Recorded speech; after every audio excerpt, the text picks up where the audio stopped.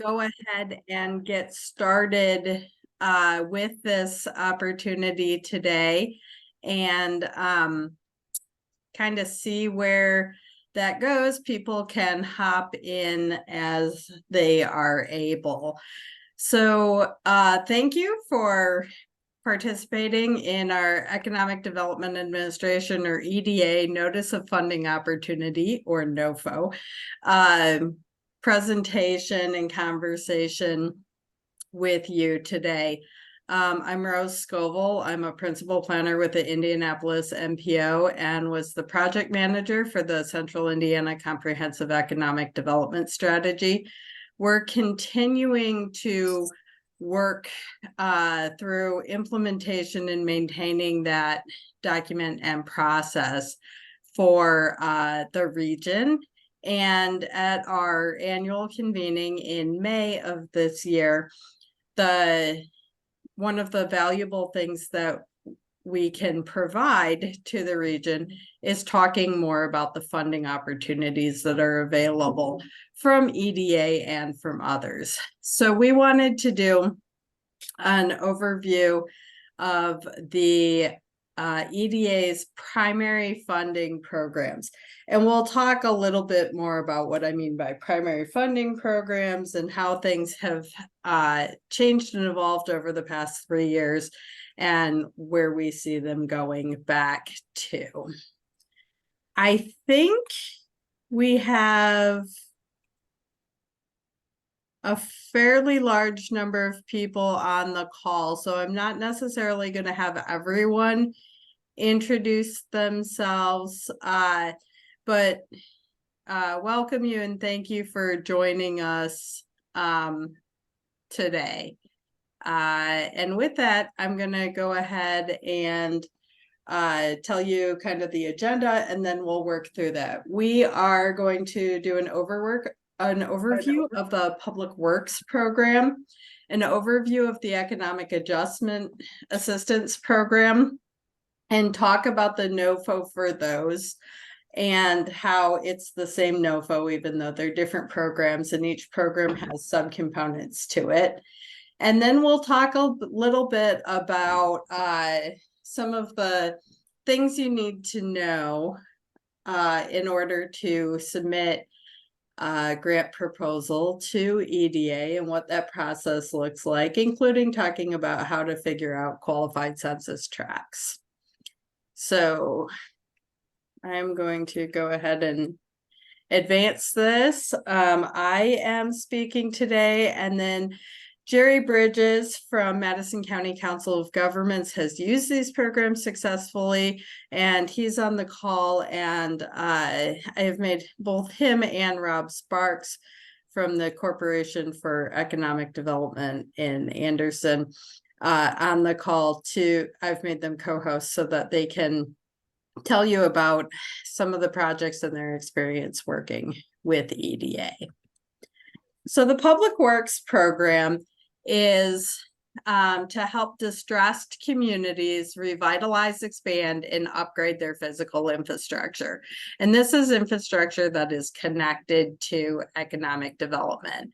So they're really looking at transitioning communities from being distressed to being competitive. So the infrastructure types that they've funded over time have been technology-based facilities, multi-tenant manufacturing facilities, industrial parks, business parks, telecommunication in a lot of communities, water and wastewater systems, improvements to be able to support manufacturing development, particularly business incubators. They do work with ports and harbors, and that includes airports, skilled training facilities, and then some brownfield redevelopment in this program. And the NOFO is available here, and I'll show you that in a minute if you're unfamiliar with how NOFOs work. Know that with this program, there's no application submission deadline. So this isn't like a, oh, big push, get in an application by X date sort of program. Applications are on an ongoing basis, and they keep going until either a new NOFO comes out that supersedes this one, they cancel this one, or all the funding's been used. To give you a sense of the scale of these awards, the floor is $100,000. These aren't your small projects. And the ceiling is 30 million. So these can be some of your larger projects. There's a long list of eligible applicants, and we'll talk some more about that. But generally, it's units of government, higher education institutions, and nonprofits with a 501c3 designation. This year, EDA launched a new grant portal, and that is called Edge. And I've provided the hyperlink here, and I will be providing these slides. That is the new portal, kind of replaces the old system of doing that. So before we get to an example project, I did want to show you and make sure that I am sharing the screen that I am looking at. This is what the NOFO looks like in grants.gov, and it has a lot of information. They keep a synopsis, a version history, related documents, and the whole package in there so that you can kind of walk through it and print. It has a lot of information. Again, the eligible applicants, they give a lot more specificity in here about the types of government. Higher education is both public and private institutions. But and nonprofits, again, do have to have that 501c3 process. But they walk you through all of this in the synopsis, and then you click apply when you're ready to do your application. So I'm going to switch back over to the PowerPoint and resume that slideshow. So that's kind of the big overview of the Public Works NOFO and how that program works. And Jerry, will you go ahead and unmute yourself and talk a little bit about the projects that you've done with EDA? Yeah, and then Rob, I think, can chime in as well. But can you all hear me? I can. Okay. We actually had our first award in 2006, and that was for the Flagship Enterprise Center. So if you've been to Anderson and you get off the Interstate I-69 at exit 222, and you go northbound towards the city, you'll see a large building. That's our Flagship Enterprise Center. It's an incubator. That actually is a partnership between Anderson University and the city of Anderson, and it's got a joint board. Rob would have actually worked for the city at that time as the board of works chairman. So, and our involvement with that was, well, we did the initial SEDS for that, and we also did the grant application and the grant admin on that. But that's actually worked out pretty good. And for most of you who know anything about Anderson, you know, we're still depressed to a certain extent, but we were really economically depressed then. So that was basically to jumpstart our economy and take advantage of some of the resources that we had available at that time. Second project we did was around 2008 or 2009. That was an accelerator building, which is in the same complex, just to the west of the Flagship Enterprise Center. That was kind of a go-between or interim space for companies that needed more space that were in the Flagship Enterprise Center to relocate to the accelerator building. That building's kind of transitioned to a slightly different purpose now, but that's what it was for. The third large infrastructure project that we've had actually was built about 4 years ago. And that's a partnership again between the flagship enterprise center, City of Anderson, and Purdue University and Anderson University. And that's actually Purdue Polytech, which sits out on State Road 9 in Anderson. So if you're to go to exit 226 and go northbound about 4 miles, you'd see it on your left. They actually do a lot of training there. You can get associates or a bachelor's degree there in a lot of different types of things, from information technology to actually lean manufacturing to a lot of other things there. We'll tell you that while the program there is small in terms of those that graduate, because I think they have about 30 a year, almost all of them have jobs offered to them by the end of their sophomore year. So there's a huge demand for it. That's been a real boon for us.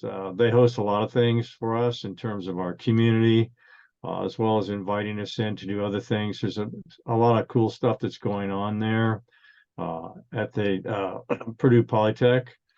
And that was an infrastructure project initially, which was the entry roads in and out through that. That project's kind of unique, and it's maybe different than the others. We used HUD dollars to match part of that project, which was a connecting road back out, which was to connect back into an old neighborhood. And that allowed us to connect to basically one of our collector streets inside the community. So we had all the way out to basically Martin Luther King Boulevard off of 29th Street, which actually took you to you could go down to exit 222. We also were able to basically go through and reconstruct part of that street in that neighborhood as part of this project.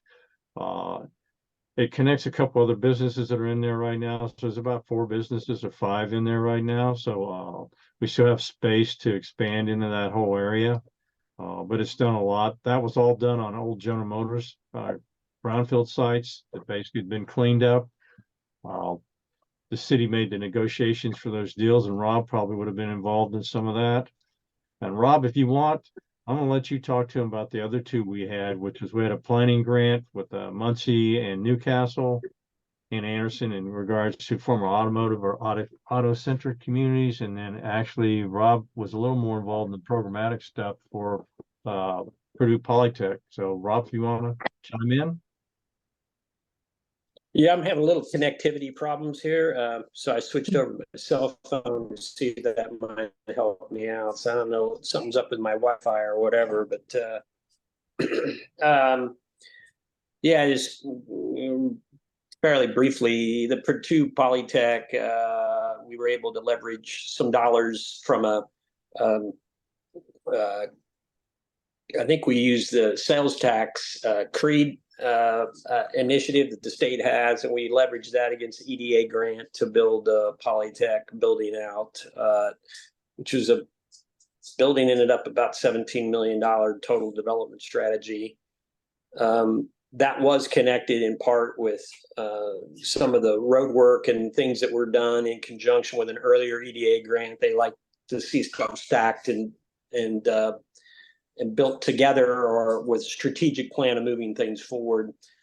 I'm definitely nuts and bolts and not necessarily a grant person. I will say that EDA is very, very easy to work with. In my experience as a novice in this, they like feedback, they like input, and they like to be brought along. So even if you have a project, to make sure that you're communicating with the regional office in advance of what you plan to do, it bodes well for the project, and it's really like a partnership. Their job is to distribute money. Ours is to figure out if we have a project that matches their goals, and they're more than happy to help projects move along. And they've been instrumental in thousands or millions of dollars up here helping us move us into a new kind of a new direction for our economy. The regional partnership grant was to bring the folks together to figure out if we could figure out a strategy to move ourselves forward collectively as well as independently.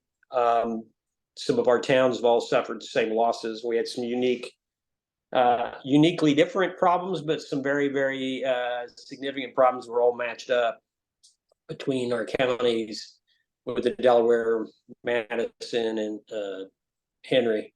So that exercise was good. I will be honest, as we got through toward the end and even in the years to follow, we have felt we were split between the Indianapolis metro and that East Central region. And we've really decided to focus in the Indianapolis metro as where our best position for growth and repositioning our county would be from. But again, EDA has been a great partner for us. I don't know, Jerry, if I've missed any other high points that you wanted to bring out. So no, Rob, that's a really good summation. EDA is pretty good to work with, and our agency's done a lot of work for grants for other agencies, which are a lot tougher to work with, but they'll all work with you. But EDA, if you got a good idea or you think you have, but maybe it needs to be massaged because maybe it's not quite eligible, but it could be, they're great about working with you up front to try to do it. They'll walk you through the steps, which some other agencies will help you, but they may not walk you through as much as EDA. EDA really wants to see good projects get funded. And I think that's the most important thing from EDA is they're a really good partner.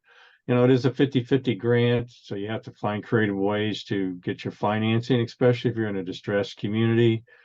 But our community, I think, has done a pretty good job of trying to leverage those funds. And I think Rob's exactly right. When we did the automotive thing, and Rose, and I'll be quiet after this, the planning grant there, we had about 50 people or 60 people out at the flagship enterprise center, and the consultant that was handling that project said, how many of you think you're part of East Central Indiana? Because the other partners in that were Muncie and Newcastle. Only one hand went up. Then one of the VPs from one of our hospitals said, well, we don't see ourselves as part of East Central Indiana anymore. We see ourselves as part of Central Indiana from an economic perspective. So that changed some of the tone of that discussion, but I mean, it was still successful in terms of what we got out of it from a planning perspective. But I think that was the first time that we had a lot of those folks in there. Well, I think that we had for a long time thought that's where we needed to be in terms of where we needed to house ourselves economically. I don't think that we had everybody sitting in a room at one time that finally said, yeah, that's where we need to be. So, and Rose, you know the story there about when you guys approached us about that. So happy to answer any questions. And Rose, if you want, I'll see if I can send some pictures to you later and you can share them out to the group.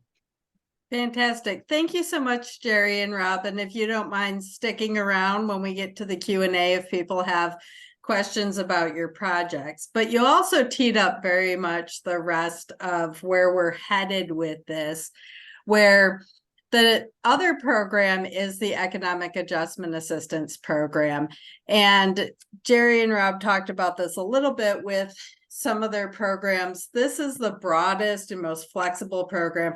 It can be used for a lot of things, whether that's planning or technical assistance or public works or infrastructure in regions that are experiencing adverse economic changes that may occur suddenly or over time. Sudden and severe economic distress is a phrase that used to be used a lot. And I know when I was living in Muncie, we did some work around that when Ball Corporation announced their move to Colorado. And yeah, that was a couple decades ago. But there's times where a sudden decision makes a big impact.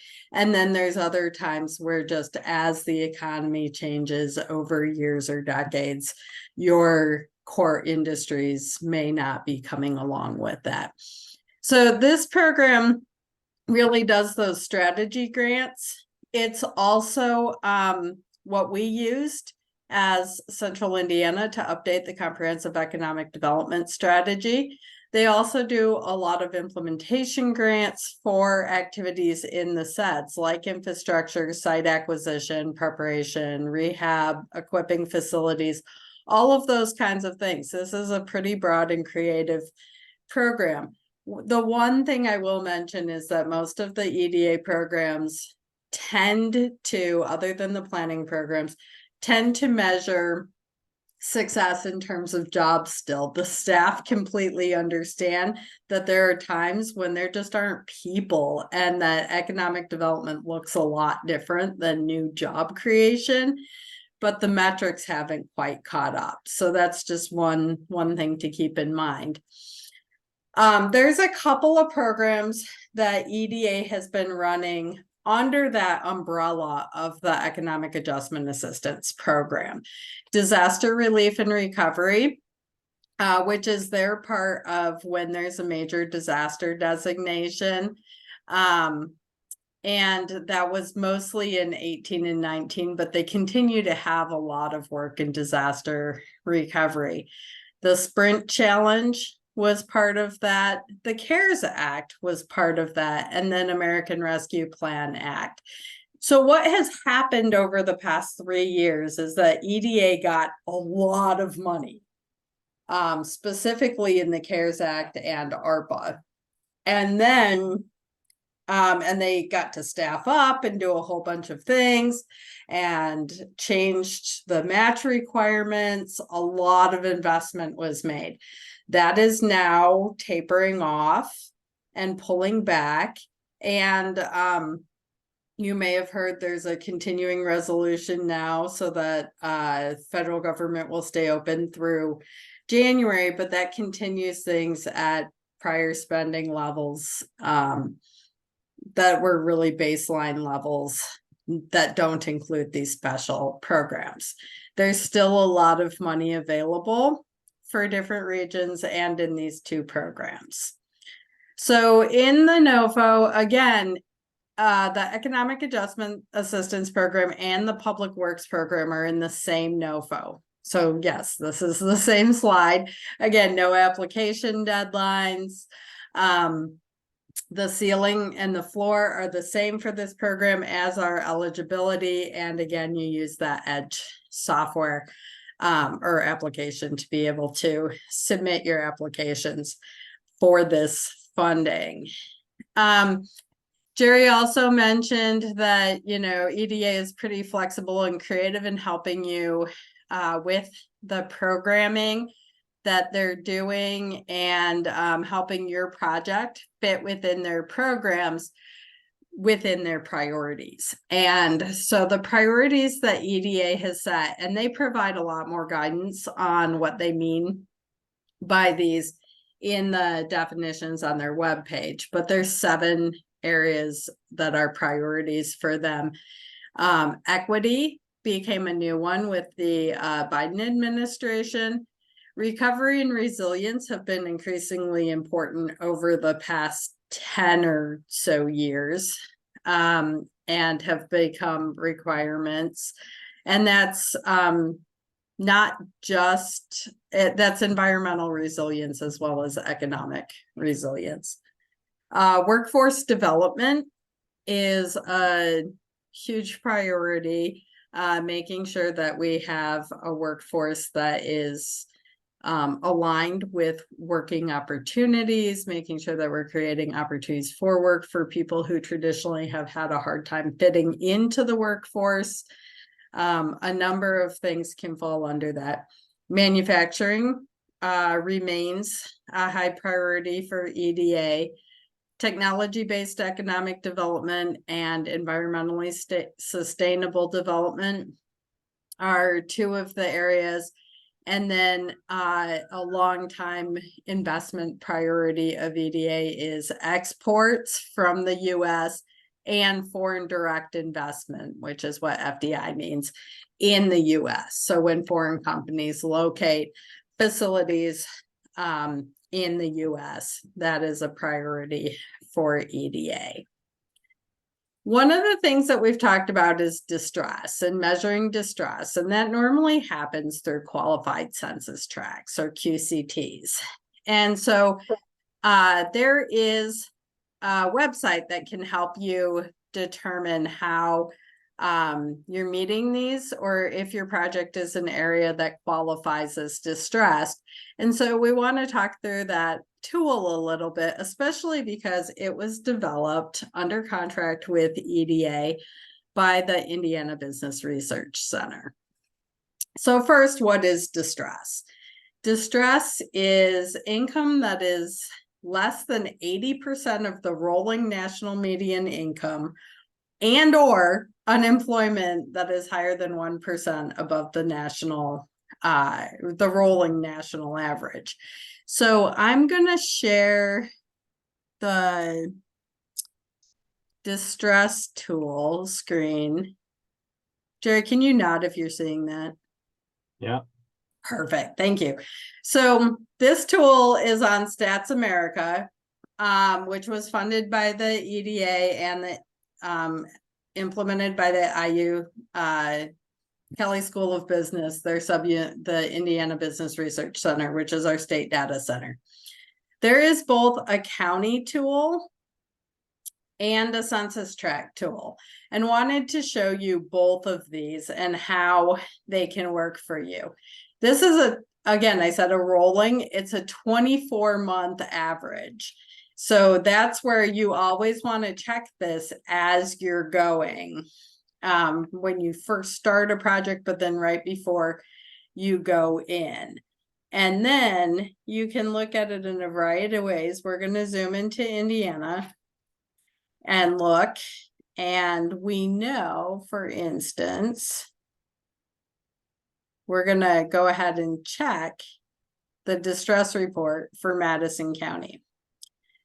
Madison County, on a county-wide basis, qualifies as a distressed area because this number is below, or is below 80%. And so that it really can work like that.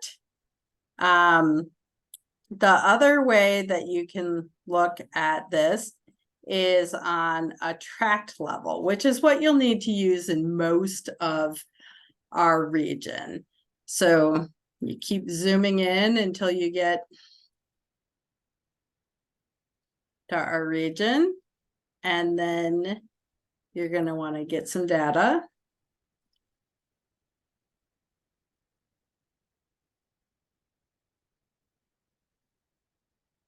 And it may be turning an awful lot. The other way to do this is by drop down, which you can pick a county, and just add whatever tracks you're looking at. I'm just going to add a few here. Click the get data, and again, it'll pull this up for you, and you'll be able to see if the threshold calculation is over 100 or is over 80, you're not going to be able to use this as a criteria. If you're looking at unemployment rates, then you're going to be looking in this column. And of course, I chose poorly on census tracts, but these ones are not qualified. But you can go through and do that for the area that you're looking for and be able to determine if your project fits in a qualified census tract. And part of the reason that that is important is because since we don't have an economic development district in central Indiana, we need to, in order to score well, we generally need to be in a qualified census tract that shows distress. The project needs to be there. So if we have an economic development district at some point, then projects in the district are presumed to address distress within the district. So there's a little bit of difference with where we are right now as a region. I also want to talk through the application process a little bit. And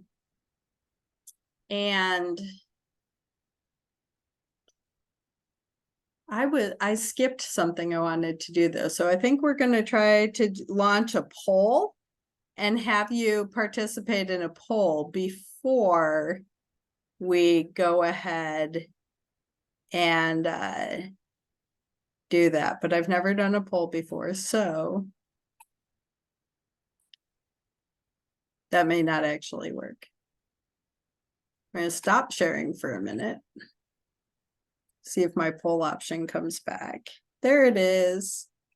I'm gonna launch this poll and go ahead. That should, 2 questions should have popped up on your screen. And go ahead and participate in that poll. We'll give people a couple of minutes. And then share those results.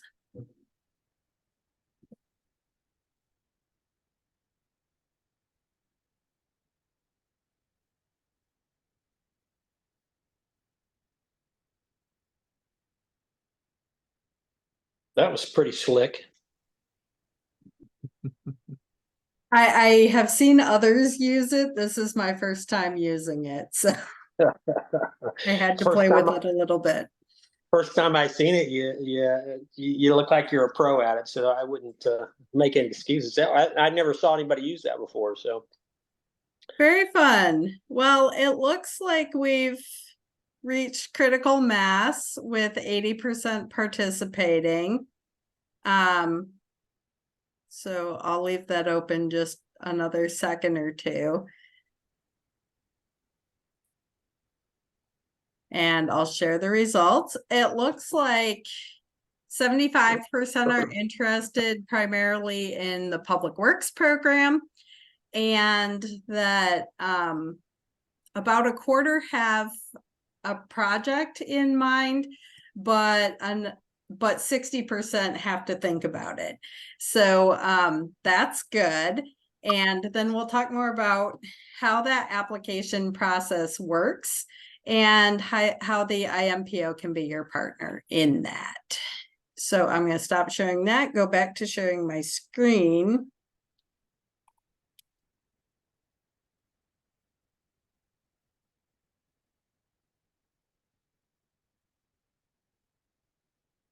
And go back to the application process and resume the slideshow.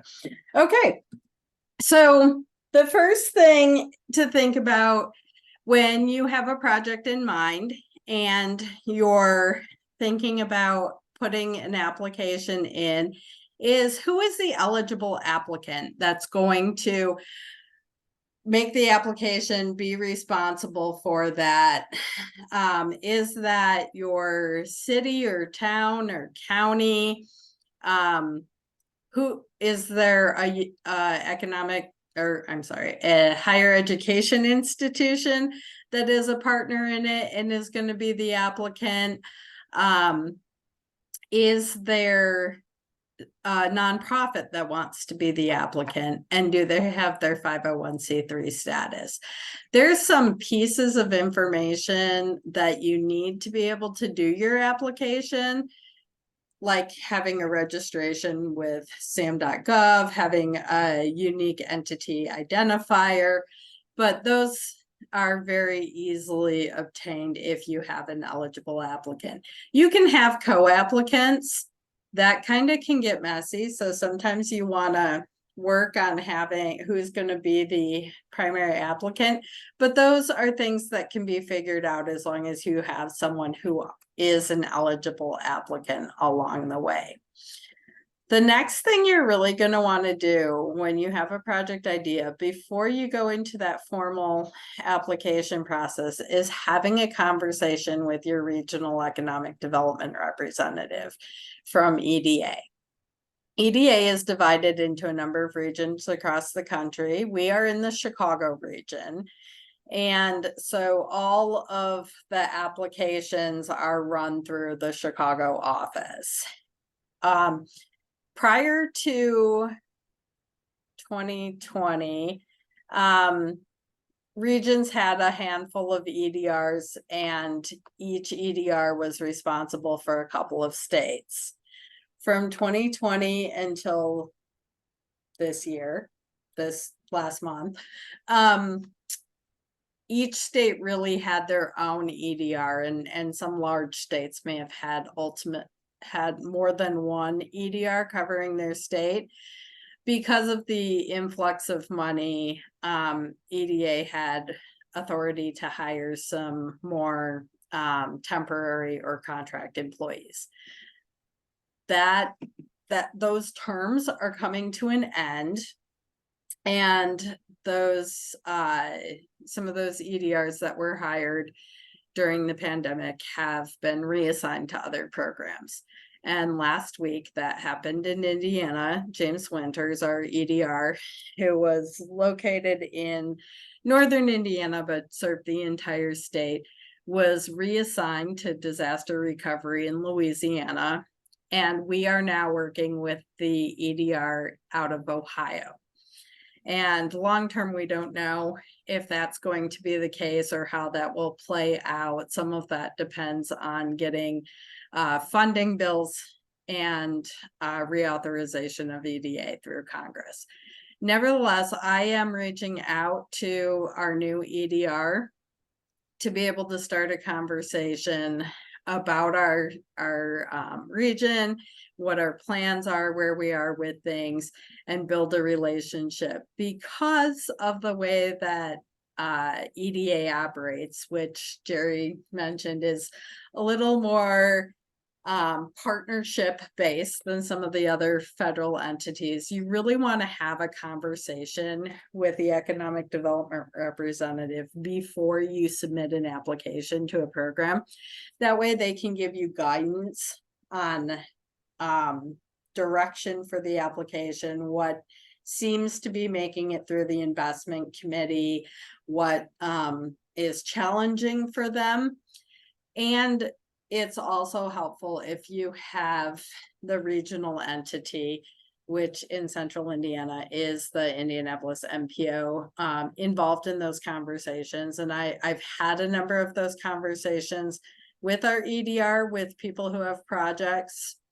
Sometimes things go to formal applications. Sometimes they figure out that they need a different funding source. But that's why we really do this before you submit the formal application. The next step is the formal application, which has a lot of federal compliance documents and stuff, but none of it's hard. It's a fairly easy grant process, fairly straightforward, but it is, a little meaty to do. And then you may wait for a while, sometimes, and then, or maybe not. You'll be notified of your award. And then once you have an award, you get an agreement with EDA, you start all of that process, and then you begin your project. And then throughout the award period, there's compliance on a quarterly and semi-annual basis, compliance and reporting requirements. And then when you're done, you close out that grant. And you still have some reporting requirements that happen after that. The nice thing about EDA is that you don't have to remember that you have reporting due. It sends you an email with a link to the portal where you're supposed to do your compliance things. It's drop down and fill in the blank boxes, and then you submit it, and it allows you to export a copy of your answers. Really generally pretty smooth process. And again, they're not trying to play gotcha. They're a partner with you in helping you meet the requirements of the grant. So with that, I think we're gonna stop sharing and do any answer questions that you have, either for me or for Jerry and Rob. And we do have this, we are recording this and we'll be able to distribute it to people. I will also follow up with the presentation, a couple of links, and anything that the Anderson folks forward to me so that you can follow up and want to let you know that I'm always just an email away. If you have a project idea and you want to think about how that may fit into EDA's funding and what you can match it with to come up with that match, which is sometimes a creative process.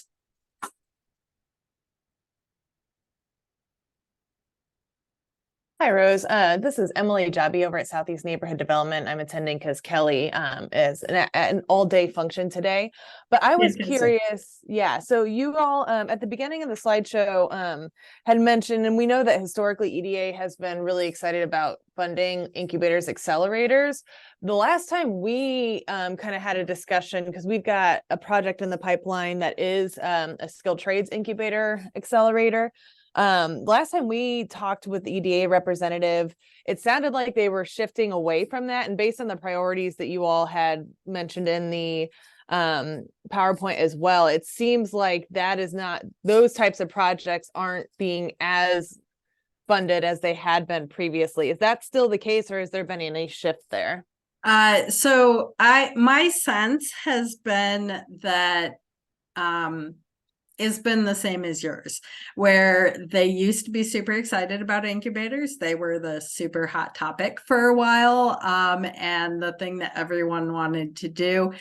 That has shifted a little bit, in part because of the focus on jobs and job creation, and entrepreneurship creates a lot of jobs one company at a time, but not a lot of jobs with a single employer. And so it doesn't really have the metrics that Congress is looking for out of the programs in some ways. But I think incubators that are very focused on some of the other priorities and have the ability to scale could be successful projects still, especially if you get in early on a grant cycle. But that's always a conversation that that has to be had. And yeah, to a certain extent, what's sexy currently in economic development is kind of where the fundable applications end up being. So it's really tailoring it to those investment priorities more, and what is the buzz right now. Thank you. Rose, I might add that they stay away from K through 12. Yeah. Don't like that. And they also have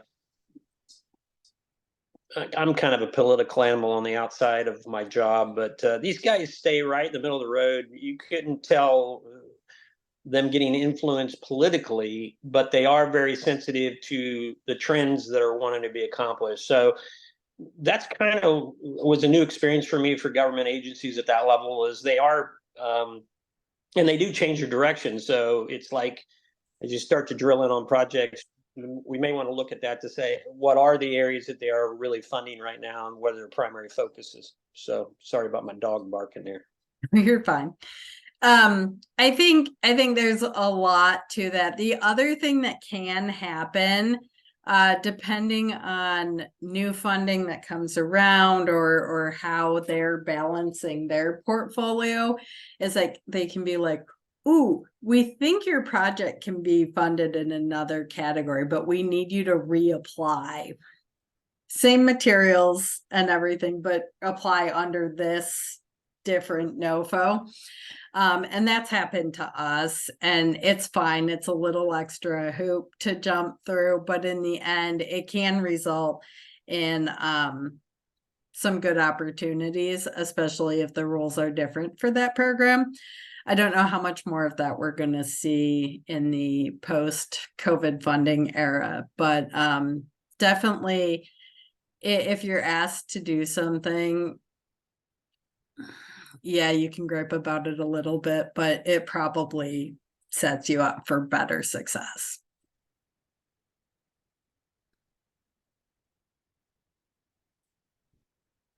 And I will echo what Rob said about K-12 education. They don't want to play in that space. The state also mostly doesn't want to play in that space with grant funding.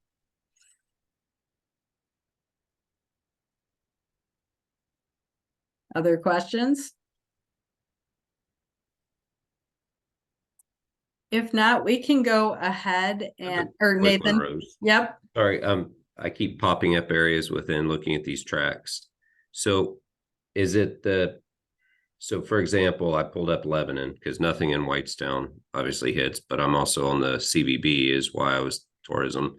We have a building, we're on State Road 39, we're on the east side, which is a separate track from the west side. The west side qualifies, east side is like 85.6. It's less on the west. Can you consolidate regions and it average the regions if you serve that area? Or Yeah, you can be a little creative with the project area and doing that, but that is something that we would have to work through with EDA since we don't have an economic development district. I will be in touch shortly because the one side's 65.2, the other's 85.8, but it's right on the line, so it's a tough. Yeah, well, and that downtown Lebanon is so split it in two changes districts. sometimes. Yeah, so okay. Yeah, but happy to help you work through those questions and work with our new EDR on some of those as you have project ideas that might be reasonable. Yeah, Nathan, this is Jerry real quick. You probably can get that to work. So you just need to make sure that everything's framed in the context that it's going to benefit both. And they may not quabble with you about if it's located in one versus the other. Part of that depends on the distance. Like if it's way over on the far end of one and not the other, they may say, no. If it's closer to the other, they may say, if it's for both and it works out with the numbers, they'll probably say maybe yes. Because they're smart enough to know that while you may have a project, like when we did the incubator in Anderson, it wouldn't have been in a distressed track. But it was basically community centered. So it was out the interstate because that's where its best location was for us at the time. And that was pretty apparent to all of us in our community. So it was located there, but you had a lot of people that were going to benefit from that in our community that they had. We eventually had a bus route go out there. That was part of it, so that there'd be service for people who didn't have transportation to get out there, either because they had an opportunity for a job or maybe training. So. And a lot of it may be about the narrative about how you're serving that distressed population with it.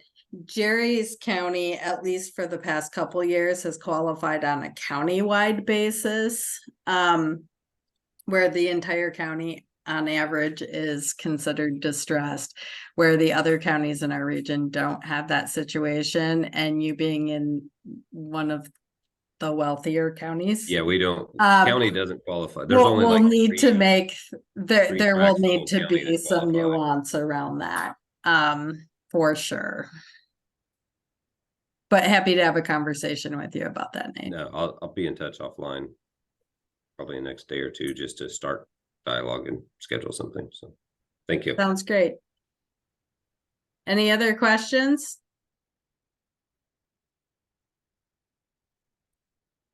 Thank you. Hannah, will you be? I'm sorry. Oh, go ahead, Darius.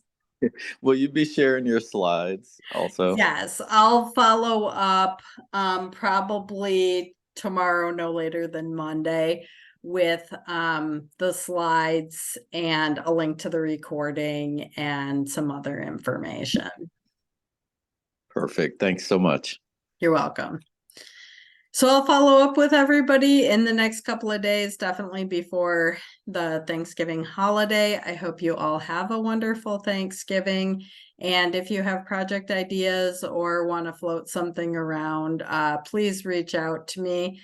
I can put my email in the chat real quick, but I think most of you know how to get me.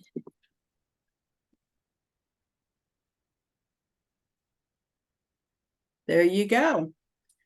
And with that, we'll go ahead and wrap this up, but again, appreciate you participating. Thanks. Thanks, Thank you, Rose. Rose. Thanks. Thank you.